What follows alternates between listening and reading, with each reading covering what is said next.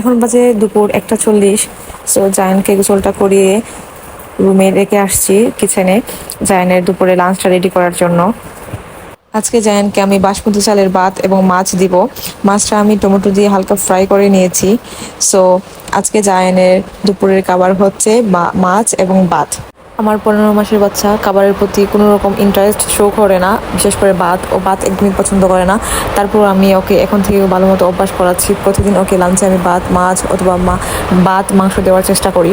So অনেক আপুরা আছেন বাচ্চা খেতে চায় না বলে হাল ছেড়ে দেন। হাল একদমই ছাড়া যাবে না, প্রতিদিন অল্প অল্প করে তাদেরকে অভ্যাস করাতে হবে। তাহলে কিন্তু দেখা যাবে যে বাচ্চা অল্প অল্প করে খেয়ে কিন্তু তার অভ্যাসটা বাড়বে। সো এই তো আমি জায়ানকে এখন খাওয়ানোর চেষ্টা করব। সে কোনোদিনই ফুল বা ভালোভাবে খাবারটা শেষ করে না। সকালে নাস্তা দেওয়ার পর জায়ান অনেকক্ষণ খেলাধুলা করে, তারপর ওকে গোসলটা করিয়ে দিই। গোসল করেই আমি আসি রান্নাঘরে জায়ানের দুপুরে লাঞ্চটা রেডি করার জন্য। এই তো এখন আমি তাকে এই খাবারটা খাইয়ে দিব। আর খাবার খাওয়ানোর পরে জায়ান ঘুমিয়ে পড়ে, প্রায় 2 থেকে 2.5 ঘন্টা সে ঘুমায়। অ্যান্ড আমি কিন্তু জায়ানের প্রতিদিনের খাবারের তালিকায় একটা লেবুর ফালি রাখি।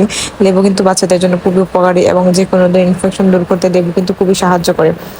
গত ভিডিওতে আমি বাসমতি চালটা দেখিয়েছিলাম। অনেক আপু আমাকে কমেন্ট বক্সে আস্ক করেছেন যে আমি চালটা কোত্থেকে পারচেস করেছি। আমি স্বপ্ন থেকে জায়ানের জন্য বাসমতি চালটা কিনেছিলাম। 1 কেজি প্রাইস আই গেস 700 থেকে 800 টাকা নিয়েছিল।